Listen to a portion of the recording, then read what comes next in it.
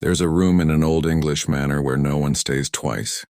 Those who enter report whispers behind the walls, paintings that move on their own, and something scratching to be let out.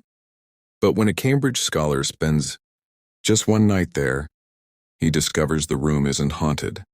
It's waiting. It was during the unusually damp summer of 1911 that Dr. Alexander Fanshawe, Fellow of Corpus Christi, Cambridge, accepted an invitation to spend a fortnight at Willoughby Manor in Norfolk. The house belonged to a distant cousin, Mr. Stephen Willoughby, a man of moderate means and a profound enthusiasm for antiquities, particularly ecclesiastical ones.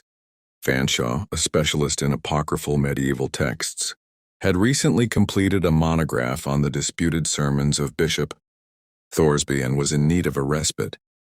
The invitation, which promised access to a little-known 15th-century breviary kept in the manor's modest library, was enough to persuade him. Willoughby Manor was not grand, but it bore the unmistakable marks of age. A Jacobean core expanded upon in the 18th century. Its bones were good, but the corridors too long and the doors prone to opening of their own accord. The housekeeper, Mrs. Thayer, was polite but reserved, and the few servants seemed to keep to one end of the house, leaving the eastern wing to silence and shadow. It was to this quieter wing that Fanshawe was shown, specifically to the east chamber, a high-ceilinged room with a mullioned window overlooking a grove of beeches. On the wall above the bed hung a dark oil painting, one of those ancestral likenesses that time and varnish had all but erased. It depicted a man in Puritan dress, unsmiling, his eyes shadowed beneath the brim of a wide black hat. An ancestor? Fanshawe asked as Willoughby showed him the room. Willoughby hesitated. Possibly. The east chamber has always had that fellow over the bed. We've never moved him. Some say he's Colonel Godfrey Willoughby, Civil War, staunch parliamentarian. Others believe he's someone older. Fanshawe, ever the rationalist, raised an eyebrow. Older, but the attire? Indeed, Willoughby said quickly. Well, perhaps you'll find more clarity in the library. There are family records, though I can't vouch for their accuracy.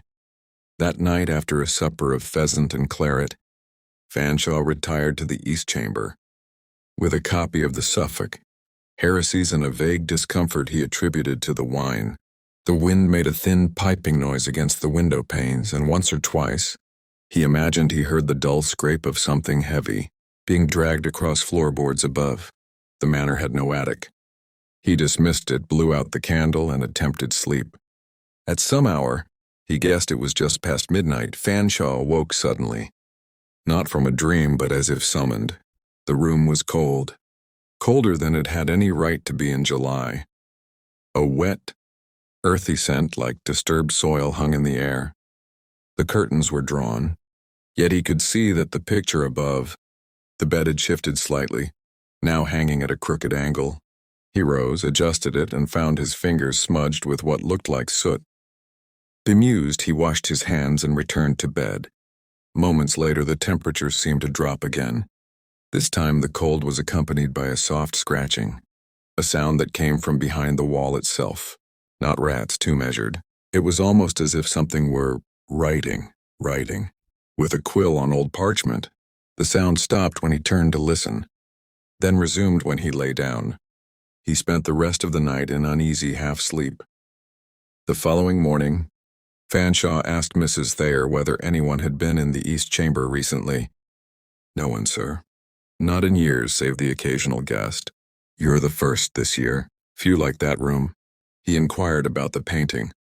Ah, that would be Mr. Croker. That's the name passed down anyhow. Used to live here long before the Willoughbys. A Puritan of some sort. Strange man, they say. Very stern, but he was found one morning gone from his bed. Only thing left was ash. Fireplace untouched. No one saw him leave, and he was never found. Fanshawe asked, and the name, Croker, is it in the family Bible? Or in the parish records? Mrs. Thayer pursed her lips. It wouldn't be. The vicar then refused to have him buried in consecrated ground. Said he trafficked with, well, things best left alone. That afternoon, Fanshawe spent hours combing the library. In a cracked, leather-bound ledger marked 1714, Household Provisions, he found an entry that read, "Paid twos to the boy who saw the writing in the ash. East room, screamed and would not go in again. Mrs. Thorne says the mark matches that found after Croker's departure." He turned the page. Another entry 3 weeks later. "Burnt the mattress. Sound returned. Mr. Willoughby ordered the door nailed shut. None slept there until 1763. Fascinated and disturbed, Fanshawe decided to investigate further. He brought a candle to the east chamber that evening and examined the wall behind the bed. He tapped along the paneling and noted one board gave a hollow sound. It came free with little effort, revealing a recess in the wall. Inside was a small iron-bound box. The lock had rusted.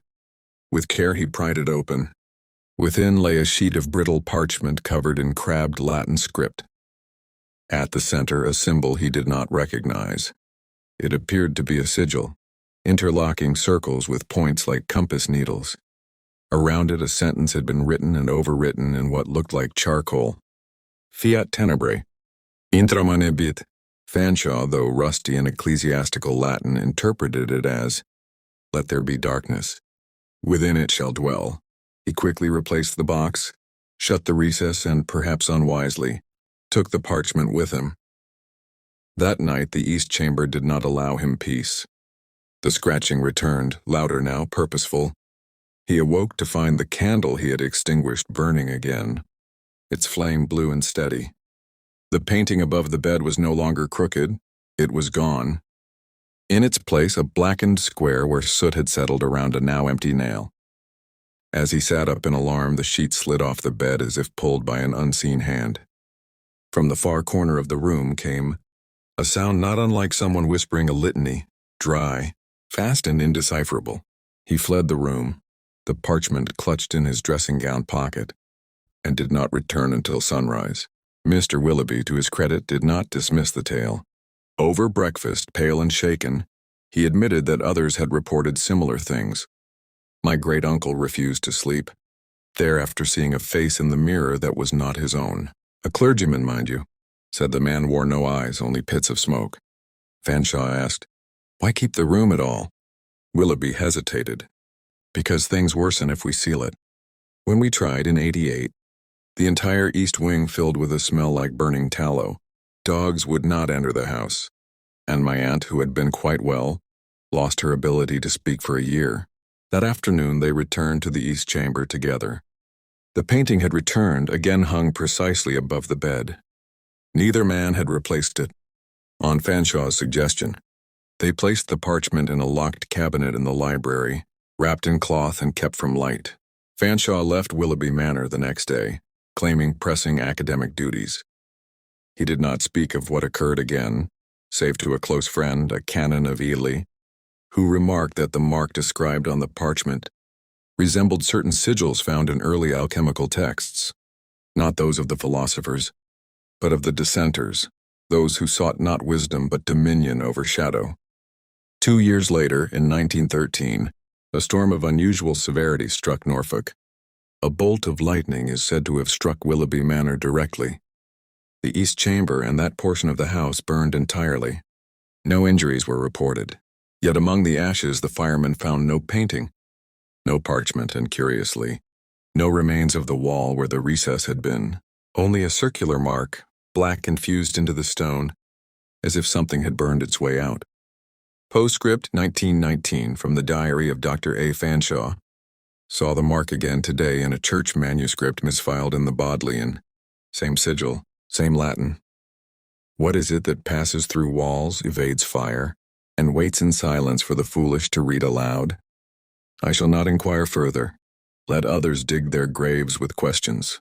Let me know if you'd like a narrated audio version or prompts for generating visuals in a Beo or video style format. If this story unsettled you, imagine what's still sealed behind the walls of places we've forgotten. Subscribe for more true-style horror tales, drawn from dusty archives, forbidden texts, and whispers lost to time. And remember, some doors should never be opened, especially the ones inside your own mind.